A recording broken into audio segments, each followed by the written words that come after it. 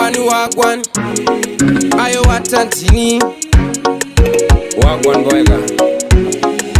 selecta boygani bata machine nasi chete tovatsura matini ndana mamusha vaende newin chiti ndiri kunyeba funza timandling futi dzakarira mese munosiya makafa akapisa zviya zvekubvira mabandit nekusaiti ndofunga maizvizvira kana sauro kuti vakamuridzira futi dzakarira mese munosiya makafa akapisa zviya zvekubvira mabandit nekusaiti ndofunga maizvizvira kana sauro kuti vakamuridzira wagwan mapitsi wazogadzira chihit vaudze vapana ndinotsenga semaswit koma riri kunaka riri kutesta riri swit cid mtora shanga toisa rikit ndagara pasi ndagaya rangu zano mudhanzi macho mawanda namano olani nyararai ese mamoskini mamsani maziva wenyuka kepte ndipori timu vese mbovatsura pakuda noimba kweto anohukura mhepo dzamasanganadzo adzimbokura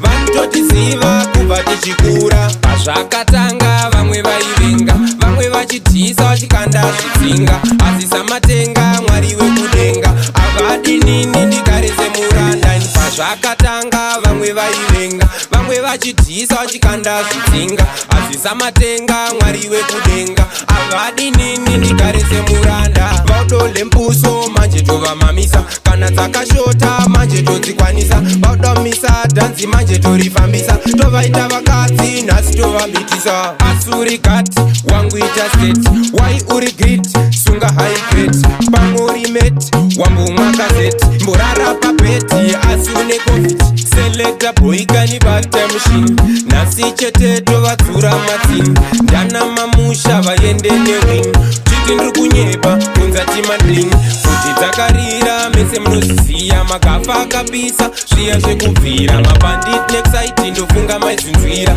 kana sauro kuti vakamuridzira futi dzakarira mese munosiziya makafa akapisa zviya zvekubvira mabandit nekusaiti ndofunga maizvinzwira kana sauro kuti vakamuridzira wagwan mapitsi wazogadzira chihit vaudze vapana ndinotsenga semaswit ngoma riri kunaka riri kutesta riri swit cid mtora shanga toisa rikit ndagara pasi ndagaya rangu zano mudhanzi macho mawanda namano olani nyararai ese mamoskini mamsani maziva wenyuka kepte ndipori timu vese mbovatsura pakuda noimba kweto anohukura mhepo dzamasanganadzo adzimbokura vanototiziva kubva tichikura. Mapisi Entertainment.